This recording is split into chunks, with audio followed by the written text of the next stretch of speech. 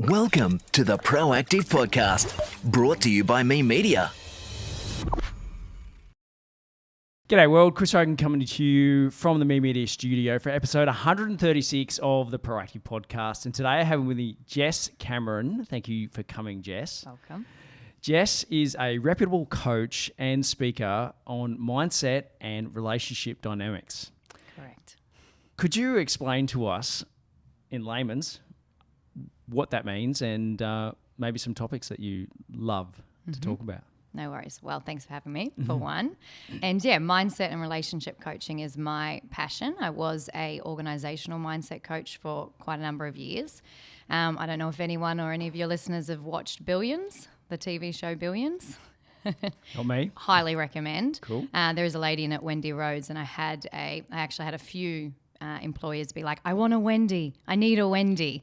And that was something that I was doing for quite a large sales company for a while. So basically, they would send their staff, their business owners and directors, managers to me to fix a problem that no one else could fix. So they lovingly referred to me as the witch doctor at that stage. So I had sort of my own space where if it wasn't a skill set issue, it was a mindset issue. And if that wasn't able to be figured out by anybody else, then they would come see me. So I did that for a long time. So as a mindset and performance coach doing that. And then I went out on my own about 2.5 years ago now, just to be able to have my own clients and relationship dynamics. To me, I believe that the quality of our relationships determines the quality of our life. Something that I've always been able to intuitively understand quite well. And so that was sort of my passion as well. So I do both of them. Okay. So what are some of those issues? Our audience is predominantly business owners or those that want to become a business owner, so startups. What are some of those issues that people are battling, so business owners, in terms of mindset? Well, I feel like one of the things that most people come straight to mind is procrastination. You know, I talked about this a little bit in our call, and it's this feeling or this understanding that there's a big hairy issue that I can't seem to overcome, and so I need an accountability coach just to be on my back all of the time because I'm procrastinating.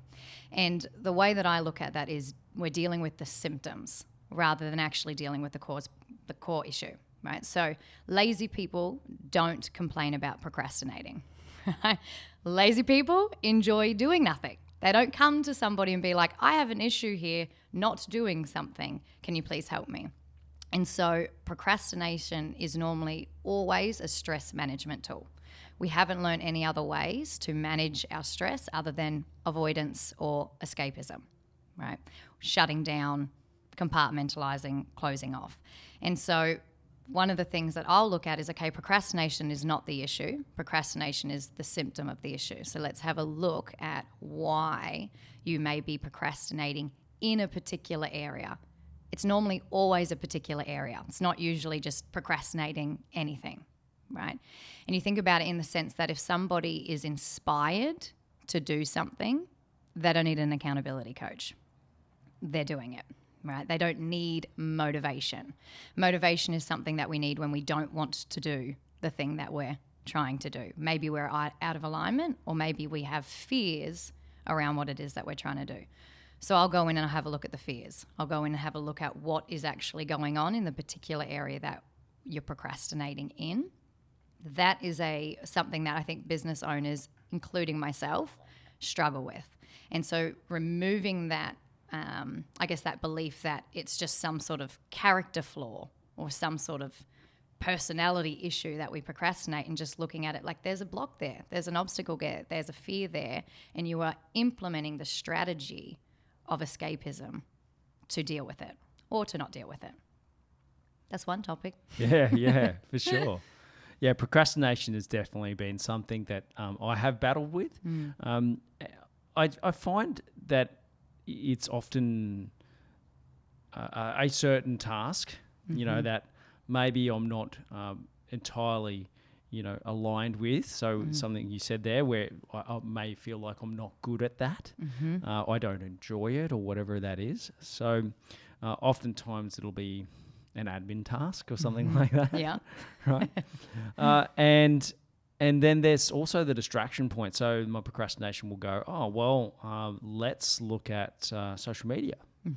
Let's pick up the phone and let's scroll through the socials. Let's get a dopamine hit. And if I don't get a dopamine hit, that doesn't actually help.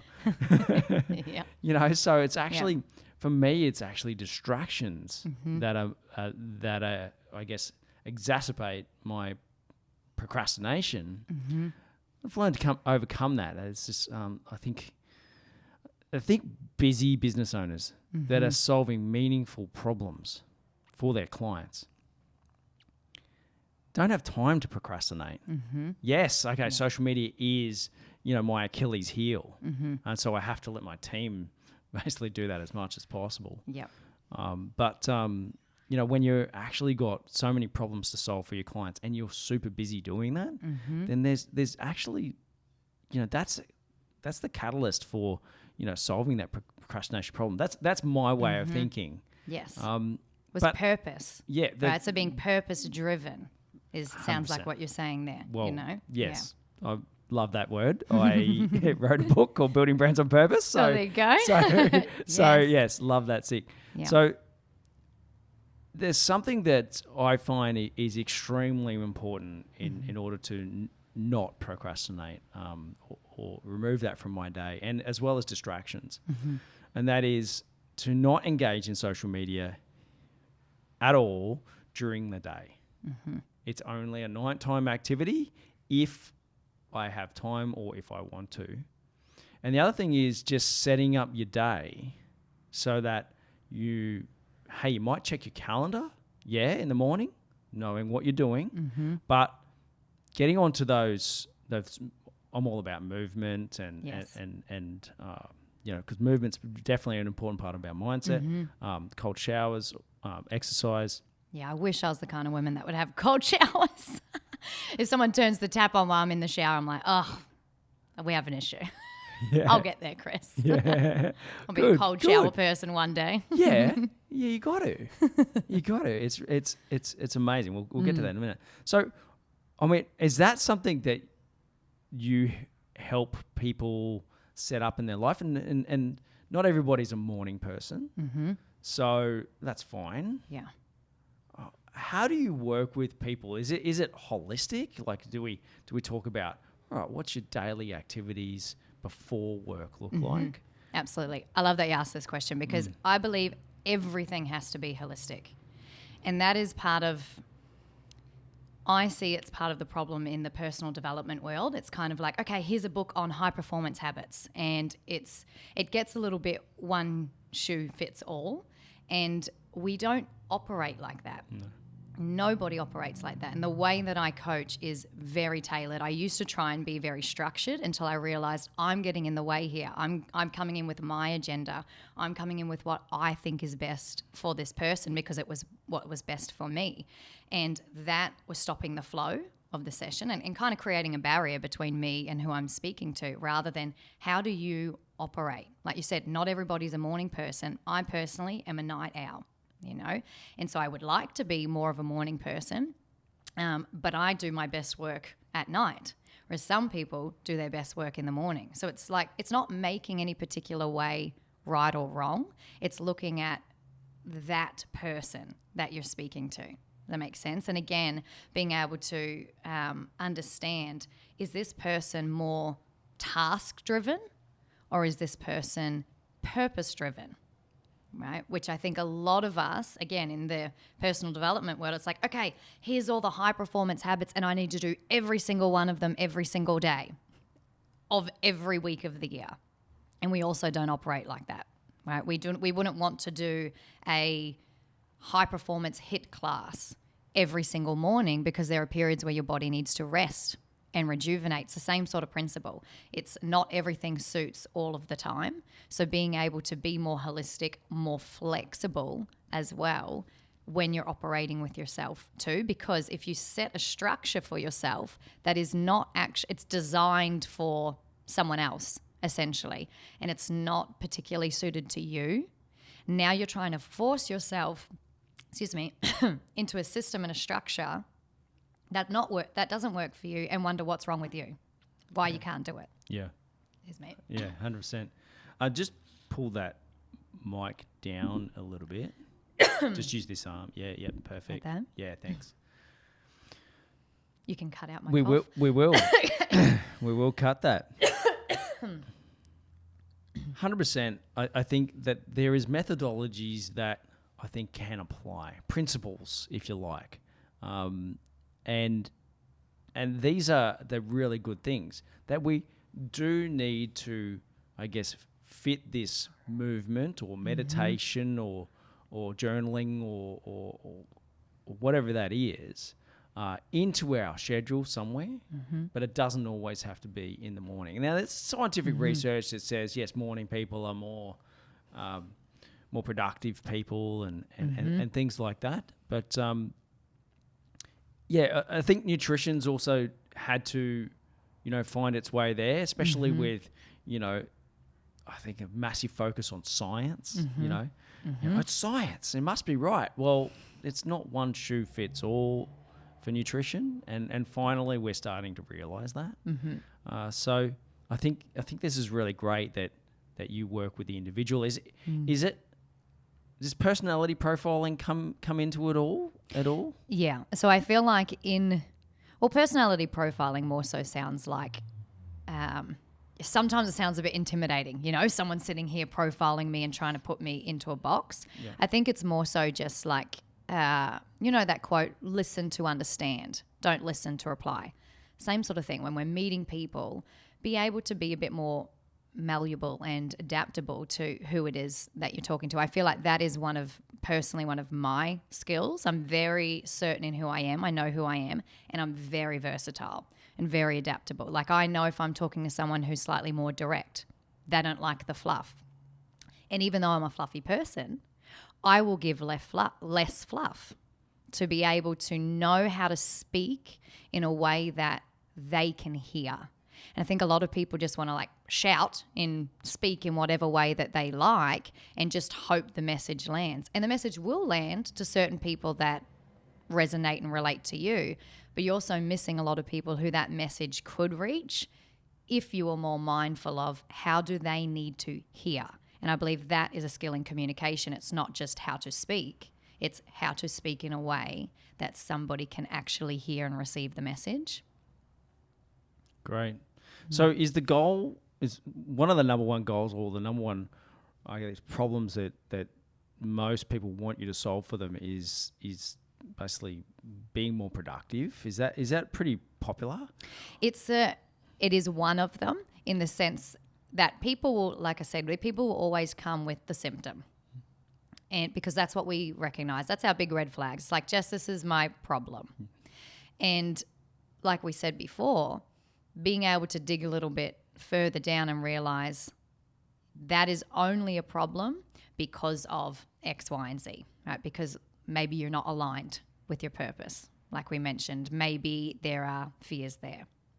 Those sorts of things, I think, is what people start to realize. Oh, wow, what I've thought is the problem, what I've been working on for sometimes years, is not actually the problem. It's like we're pruning the plant rather than pull it out from the roots. And that is what I've seen in people. When you get the roots, when you actually see what is the root cause, change is rapid. Results are rapid because you're not working on something that is not essentially what the problem is. Yeah.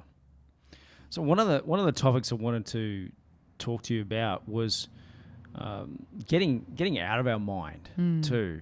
I've got teenage daughters, and I myself have struggled with depression.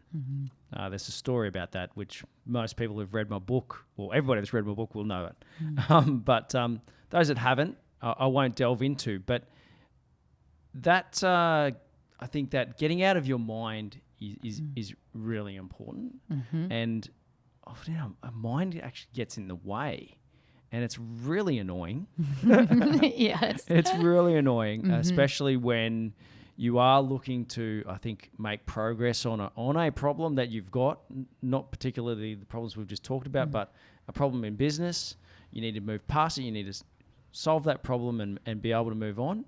or sometimes an opportunity comes our way and we get caught up in our mind. So first of all, getting out of our own way, I guess, is a way to put it.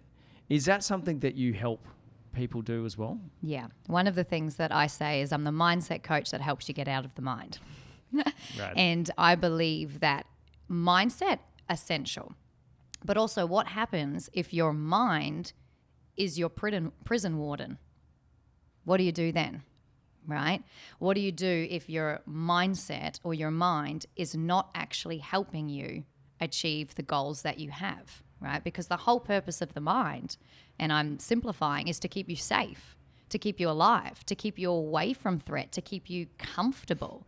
And so it creates this perfect little comfort zone, prison, cage, but it's comfortable. And it says, why the hell are you trying to get out of this? We've put in all of this effort to make this safe space for you, and now here you are just trying to trot out of the comfort zone. And we're going to try and pull you back, and we're going to use whatever strategies we know work: self-doubt, self-deprecation, distraction, procrastination. Whatever strategy we know's work, we are going to employ that. And then people are like taught in society mind over matter. Meaning mind is the number one. Put all of your eggs in that basket.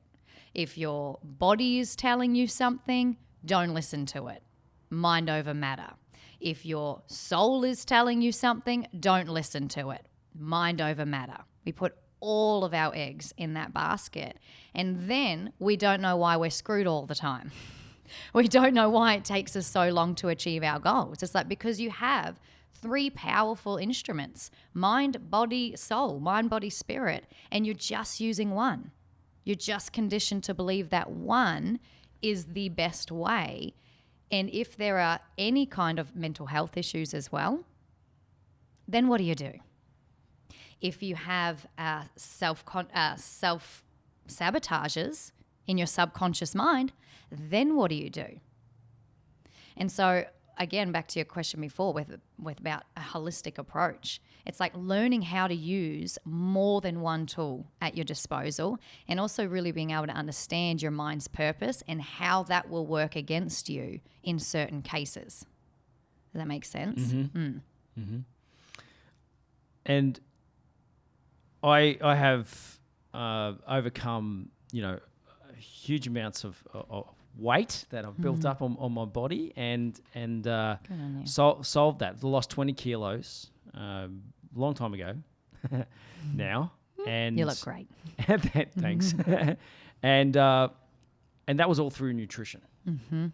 So that, 11 years now, I think that journey has taught me that actually our gut is so important, not only for our nutrition, but actually for our mind, for our thought processes and decision making and risk taking. Mm-hmm.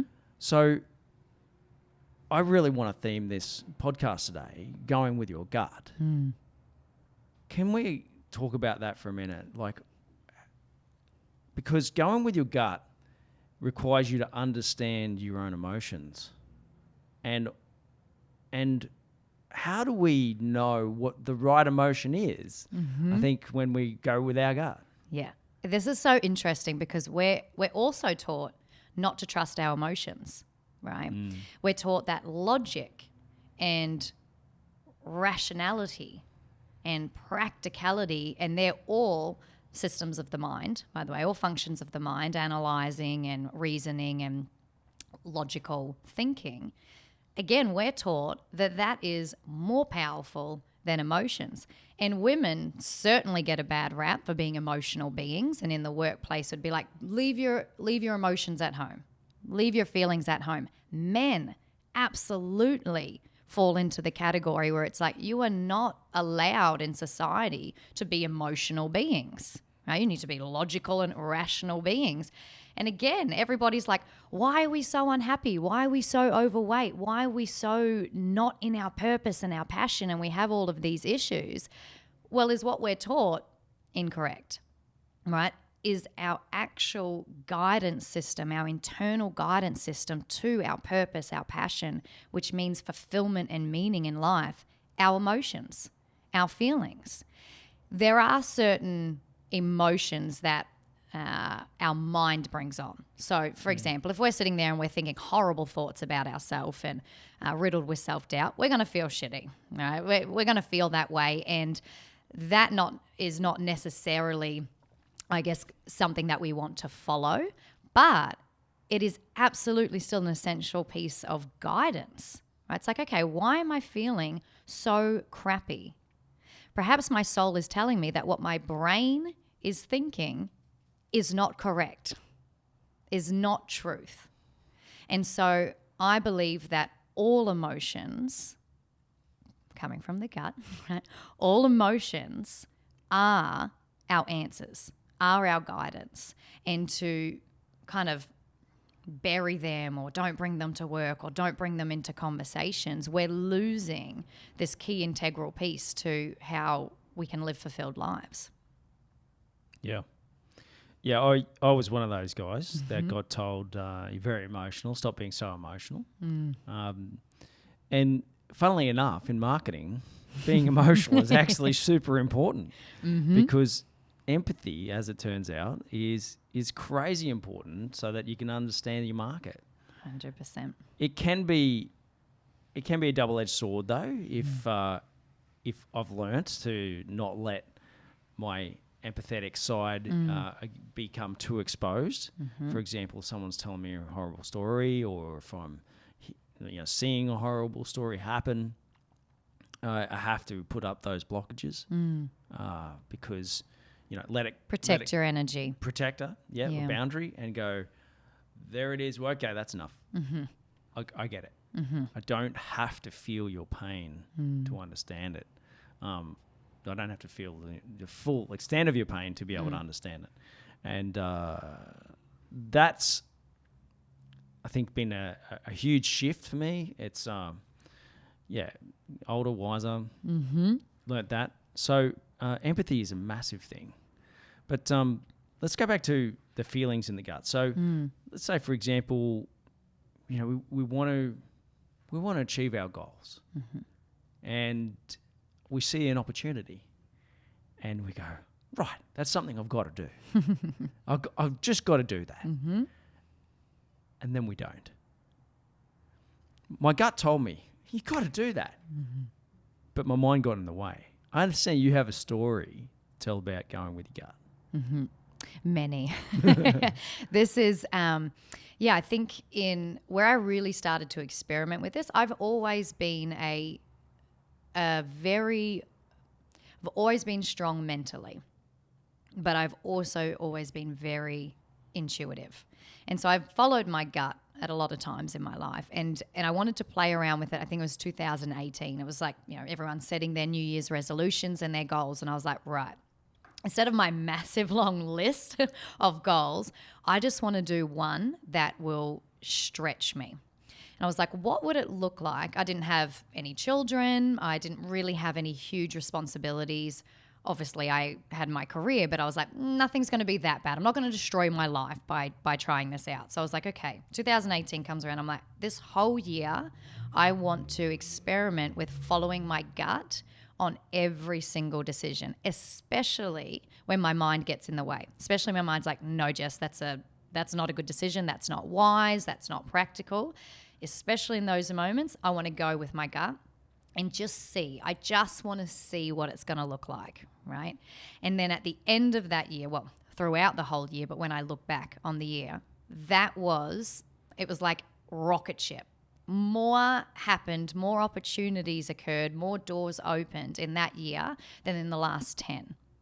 And that to me was when it became, okay, move from this is a nice concept to this is truth for me. I am now convicted in this. And obviously why it is something that I coach a lot, because I know the power from experience in following your gut. For whatever reason, there is a part of you that can see more than your mind can. And that is logical. It's not spiritual woo-woo stuff. When you think about it, how many times, Chris, have you ever had like a feeling or prompting, like you said before, and you didn't follow through with it? Everything turned to shit, and then later you turn back and think, oh, I knew that. I knew I shouldn't have done that, or I knew I should have done this. Well, what part of you knew that? Your mind didn't, because it told you to go the other way. So there is logically somehow another part of you, I will call it the soul or the spirit, that knows more, that can see a bigger picture. And the mind gets in the way because the mind is limited. It only sees what it sees. It only knows what it knows. It only knows what it's been told, what it's observed. So it is very restricted. And that's why I personally believe the decision maker should be the soul or the gut, however you want to term it. The implementer is the mind. That's where all the mind's gifts and abilities are.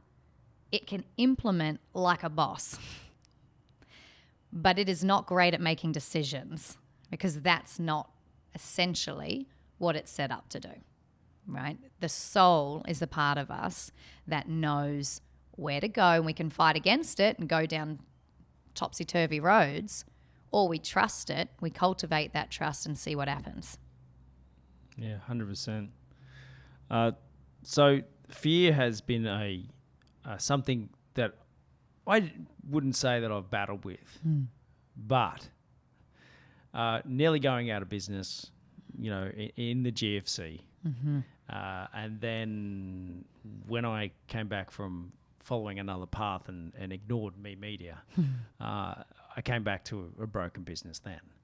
And so there's an element of fear around, I don't know if I can grow this thing. Whereas pre that, when I was, first into starting the agency and going full tilt into it, I was like, go.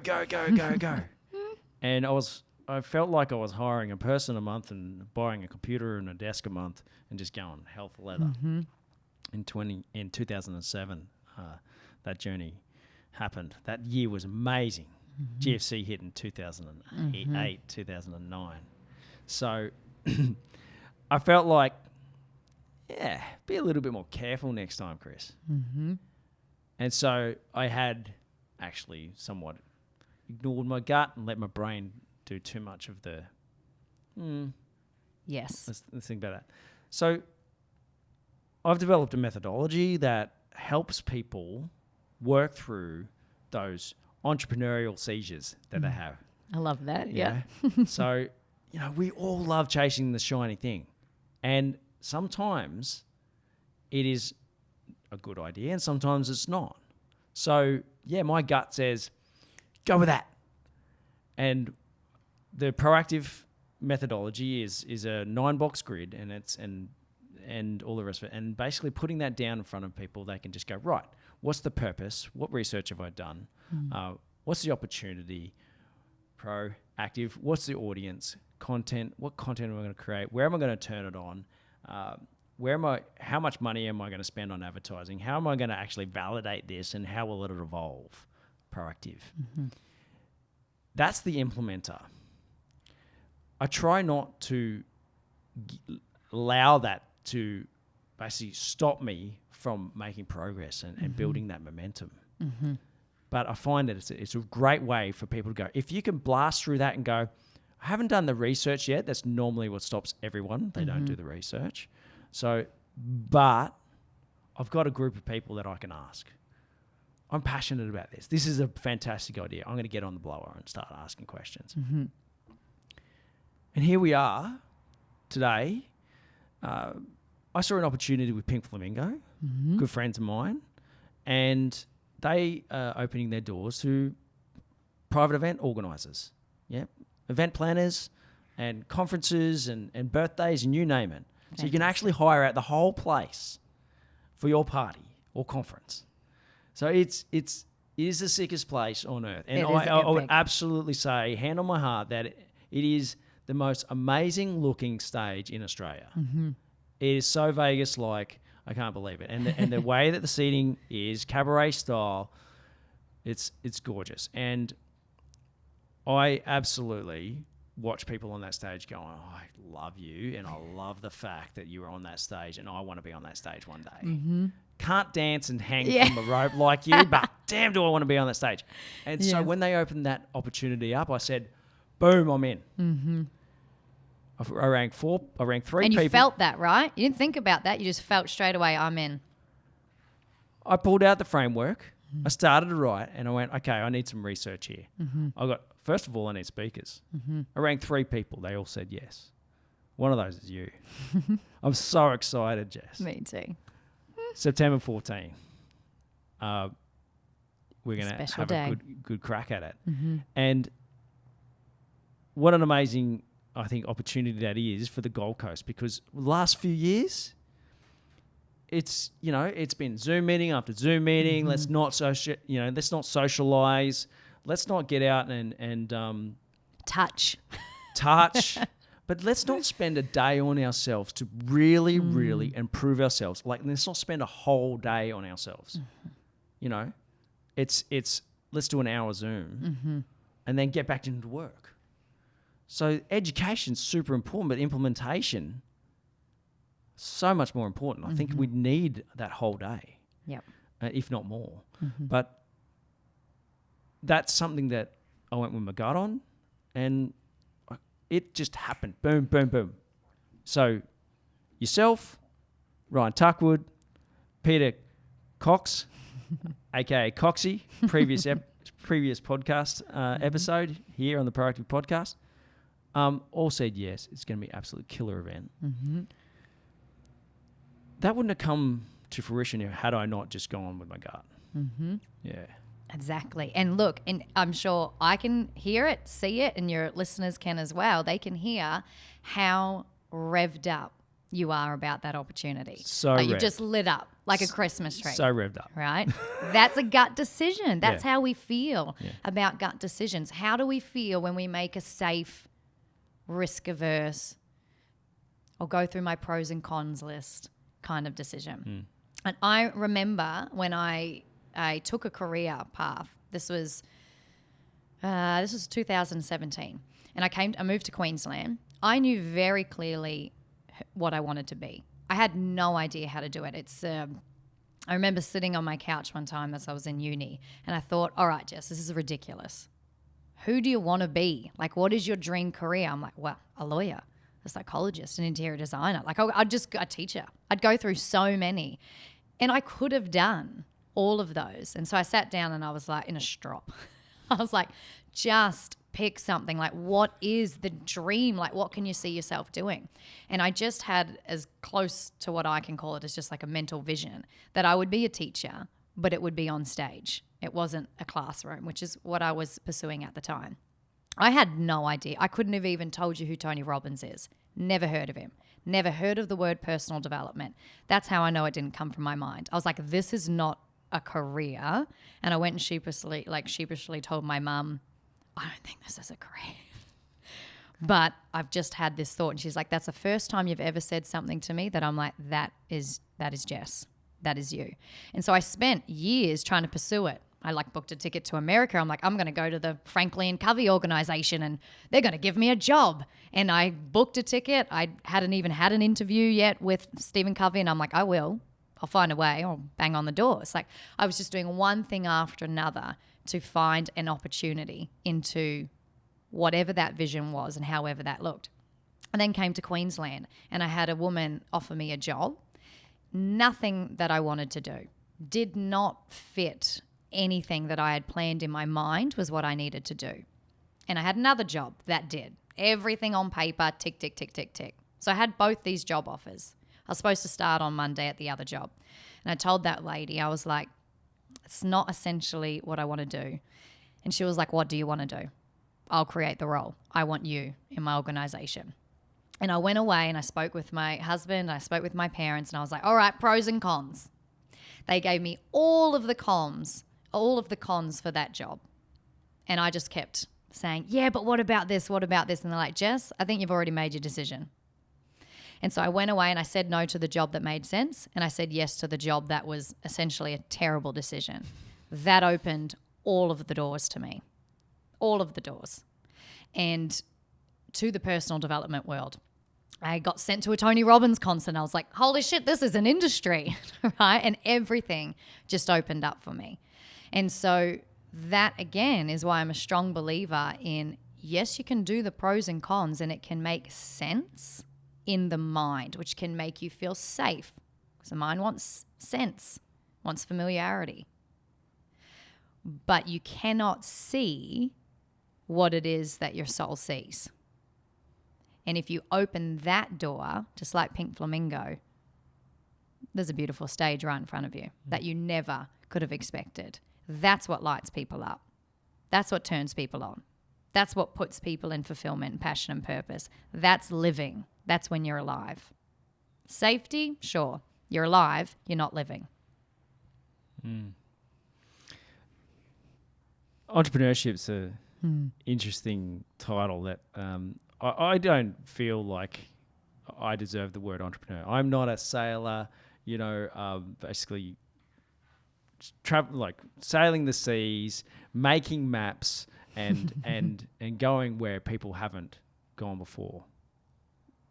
There's a lot of people that have gone here before me, and so I prefer the word proactive, and that's the name of the methodology. And Stephen Covey, perfect segue. Number one habit in 7 Habits of Highly Effective People is to be proactive. Yep.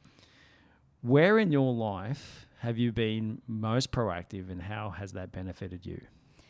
Can I say the way that I view proactive? Yeah, sure. The way that I interpret proactive is choosing your response rather than being reactive. When something happens and we're reactive, essentially in that moment, we've lost choice. We're responding from fear. We're responding from trauma. It's a knee-jerk reaction. And then later we come back and think, oh, yeah, probably shouldn't have done that. Probably shouldn't have said that. Why did I do that? And so there is that like little sweet spot if you can learn to pause before the reaction and choose the response. And I believe, to me, being proactive is choosing your response. How am I going to respond in this moment? How am I going to act in this moment? How am I going to move forward in this moment? What choice am I going to make? That's claiming your power. That's being empowered when you get to choose. You're not just reactive to life. And I believe, for me, in answering your question, again, I do feel that when you master mindset, and when I say master mindset, no one masters mindset, right? But when we have an understanding in mindset and how the mind works, that opens the door to choosing proactivity, to choosing how we respond, and just being able to take that moment and think, okay, here's what's happening. I've got this decision to make. I've got this opportunity to take, and I either say yes or no to the opportunity. And sometimes we should say no, right? Sometimes the brain says yes, take it, and the gut's like, oh, close that door, right? So being able to know what's happening and take a step back and be like, my mind's doing this, my gut's doing this, what will I choose? That, I believe, is one of my, for whatever reason, my gifts in life, being able to say, what am I going to choose here, and proactively choose my gut. I just gave you that example of when things didn't make sense, right? So many times. Same with my husband, right? I was like, we're never getting married, let's be honest. Like, we can have some fun, but you just need to understand right now, this isn't going anywhere, right? He's going to hate me for telling this story. He's like, stop telling people I was a weirdo, right? But we just didn't make sense in my mind and my picture of what my relationship was going to be.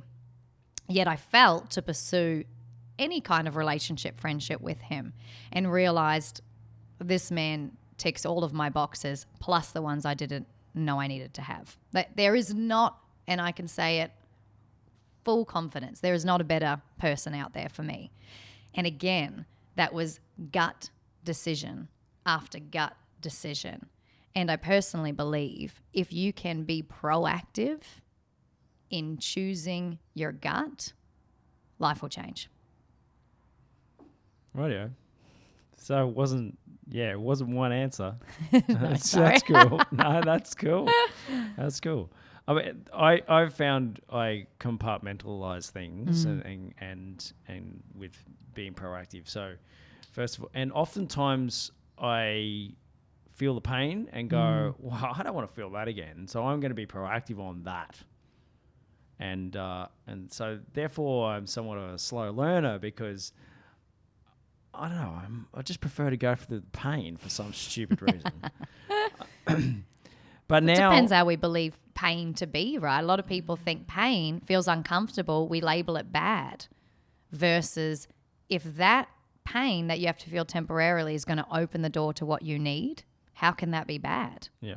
That can be good. And I feel like a lot of people lose trust in themselves and they lose trust in their gut because they felt to make a decision. I had a guy come to me one time struggling with depression because he took a big blow in his life. Sort of what you were saying too with when in 2008, right? It's like you're following along, you're trucking along, you're blazing your trail, and then all of a sudden something bad happens and we're like, oh, was I wrong? Because I felt to make that decision. I felt very strongly to make that decision. I did it and it's caused me pain. Basically, shit's hit the fan. And so we say, I must have been wrong. Versus being like, you were right. It just didn't give you what you thought you were going to get in the way that you expected to get it. That's the brain mechanism. It needs to look like this. It has to look in this way. If you pulled apart everything that you learned, the man that you are today, because of 2008, because who you were then, who you are now, you'd be like, there was nothing wrong with that. There was nothing bad about that. And I believe that really rewriting that paradigm, that good things equal good feelings, bad things equal bad feelings. I mean, like, no, good things can feel bad too.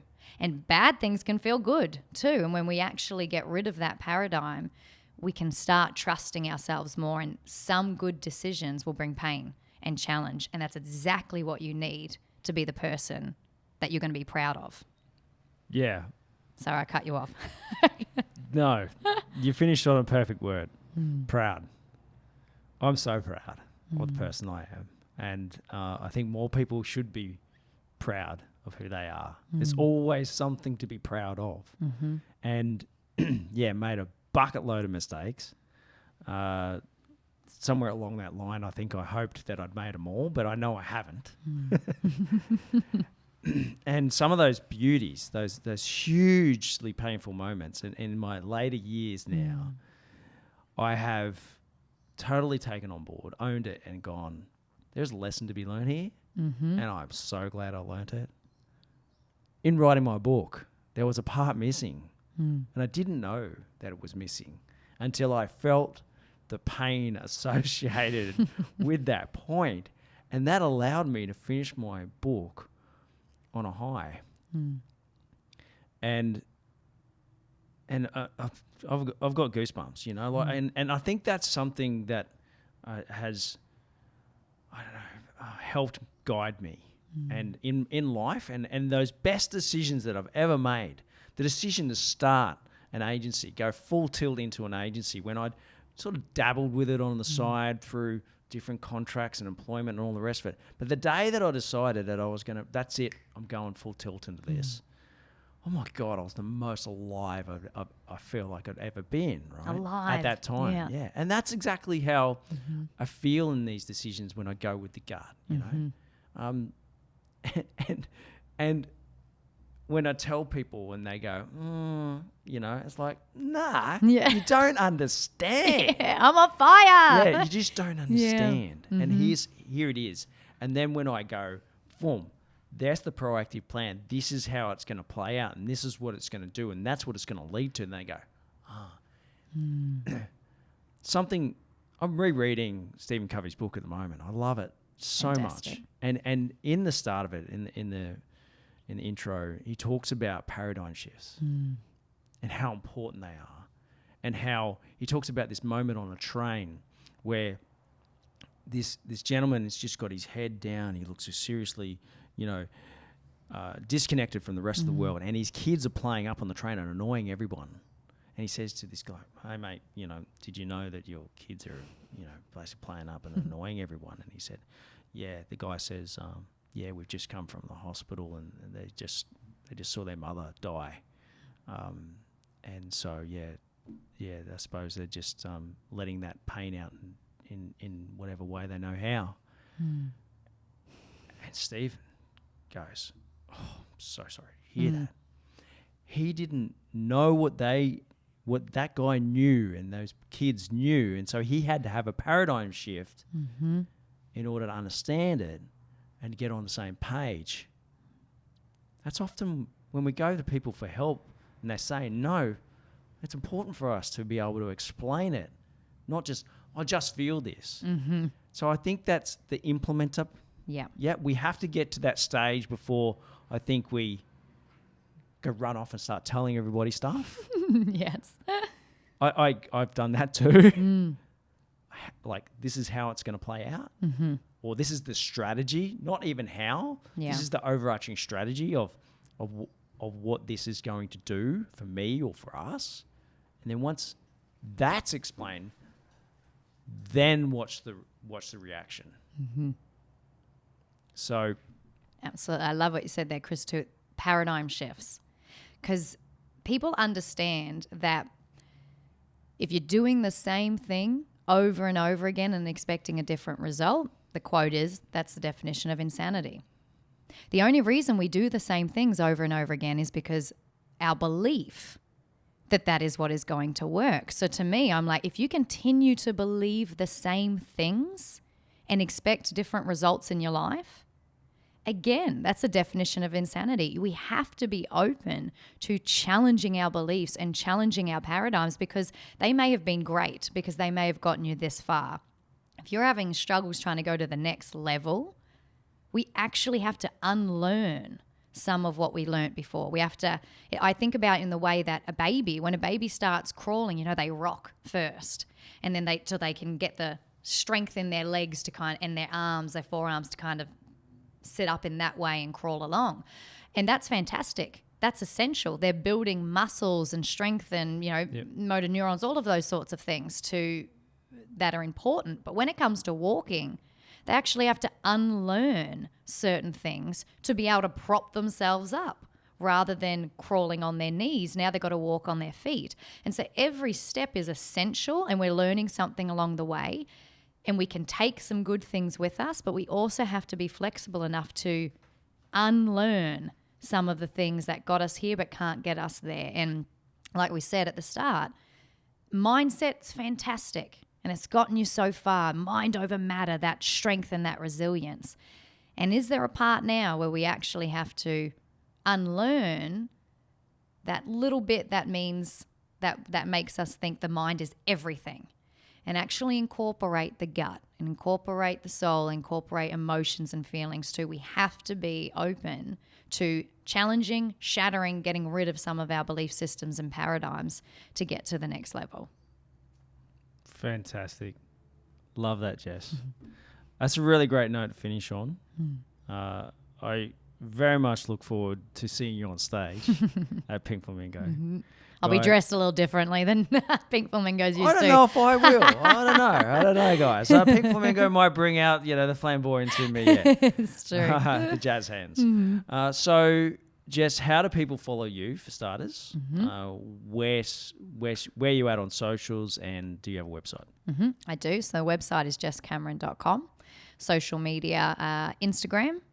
Business page is That's Jess Cameron. And Facebook, same thing. Great.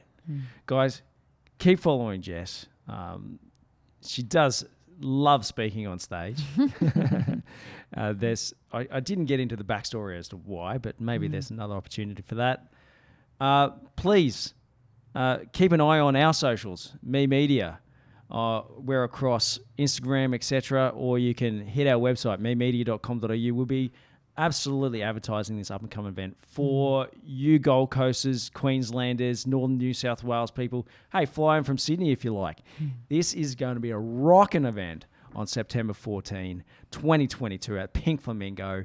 Stay tuned. It's going to be hot. You should not miss it. And I'm not even talking about my topic. I'm talking about the other people that are speaking. So Just the Cox, energy in the room. Being around people that are alive and on fire, how are you not going to feel more alive and on fire yourself? That's right.